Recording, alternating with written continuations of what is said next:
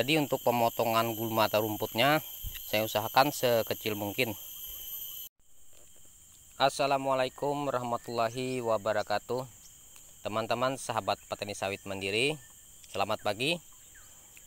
Hari ini saya pengen berbagi lagi kepada teman-teman. Ini saya pengen peluasan tanaman cabai. Ini masih di lahan saya yang dulu ini cabainya. Ini saya ingin menggarap lagi lahan di depan saya ini untuk peluasan nantinya. Dan di sini saya memakai mesin tebas. Nah, ini mesin tebas saya sudah tua sekali, teman-teman.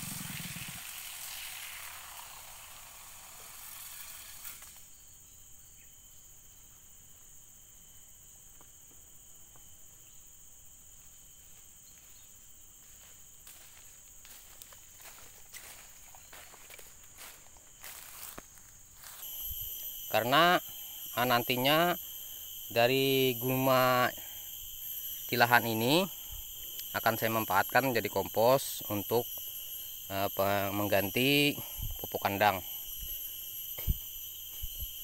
Jadi pekerjaannya memang agak lambat, tapi karena keuntungannya banyak, jadi keuntungannya banyak.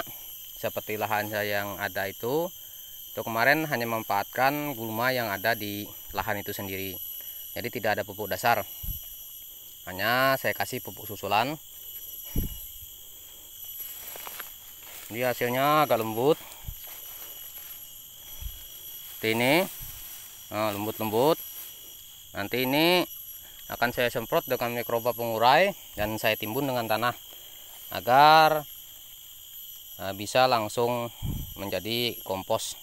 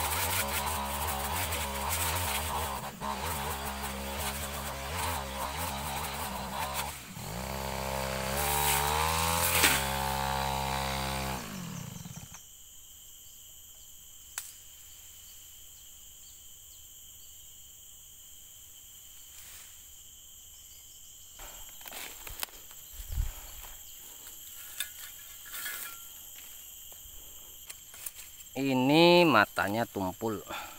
Biasa dulu. Di sini saya menggunakan kikir, ini bekas mengasah rantai singso. Ini yang bekas saja saya gunakan.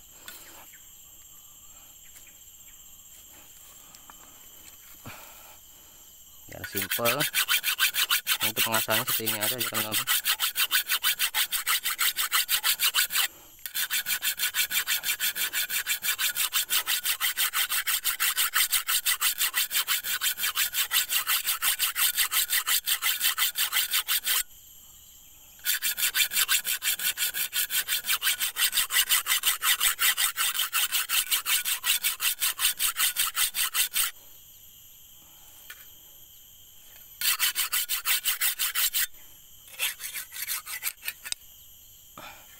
Sudah cukup seperti itu sebelahnya.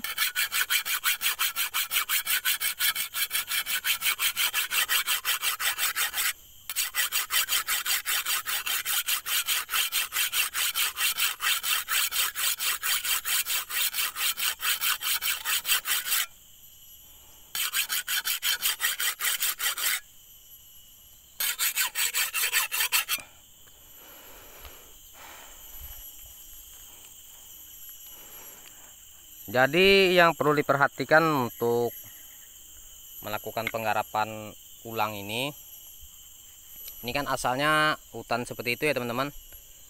Setelah kemarin ditebangi, dibersihkan, udah ini umur setahun kemungkinan. Jadi gulmanya sangat tinggi sekali, sudah hampir 3 meter. Nah ini kan banyak bekas kayu seperti yang di depan saya ini. Nah ini kan bekas tunggul, lihat nggak? Nah ini kan, ini tunggul besar, ini bekas kayu. Nah seperti di sini tadi. Nah ini kan. Nah ini teman, ini potongan kayu. Jadi untuk menggunakan mesin tebas itu biasanya yang kalau kita tidak teliti terkena potongan kayu dan tunggul seperti itu tuh nanti bisa mengakibatkan mata pisaunya ini retak kalau yang tipis. Nah makanya di sini saya memakai yang tebal. Ini 2 mili, ukuran 2 mili. Kalau ukuran 1,5 biasanya ada tipis yang di pasaran itu. Kalau kena kayu jadi mudah bolong di sininya.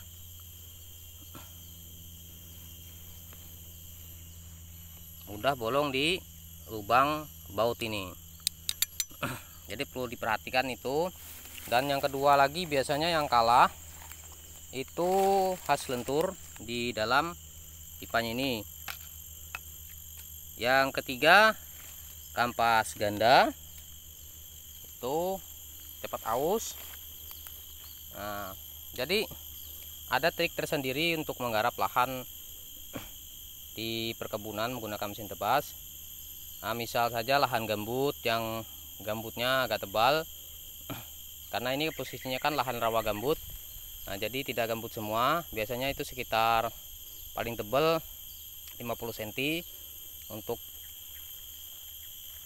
mengupas gambut itu saya biasanya tidak memakai mata seperti ini.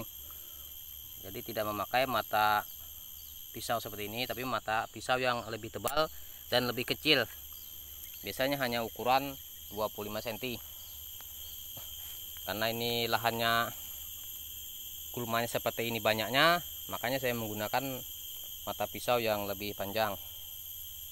Jadi hati-hati juga ya teman-teman, sahabat petani sawit mandiri yang tentunya jadi ditujukan ini untuk kawan-kawan yang belum berpengalaman menggunakan mesin tebas di lahan seperti ini, karena ini ada risiko besar juga kalau kurang safety. Nah sebenarnya sih saya sendiri tidak safety sama sekali teman-teman, karena saya tidak menggunakan sepatu tebal, hanya sepatu kecil seperti ini. Nah, ini tidak pakai kaos, hanya pakai baju seadanya. Tapi tentunya saya sangat memperhatikan juga untuk kesehatan saya dengan triknya, karena di dalam menggunakan mesin tebas itu ada trik tersendiri yang harus diperhatikan untuk menggarap. Kalau kita tidak mengerti triknya, ya semoga saja tidak terjadi apapun untuk sahabat-sahabat yang mungkin di sana juga menggunakan mesin seperti saya. Dan intinya sih selalu berhati-hati dalam menggunakan alat-alat yang berbahaya seperti ini. Jadi harus diperhatikan trik memotongnya dan melayangkan mata pisau.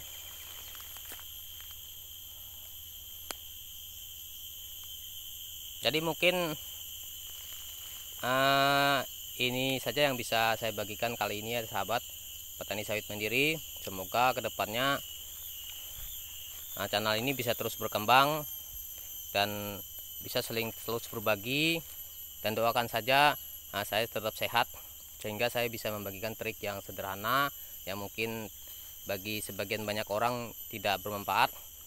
Dan saya berharap sedikit ilmu ini, ilmu kasar ini siapapun bisa mengerjakan. Jadi pada intinya pekerjaan kasar seperti ini itu bisa dikerjakan oleh siapapun, asal mau, asal giat dan mau berusaha.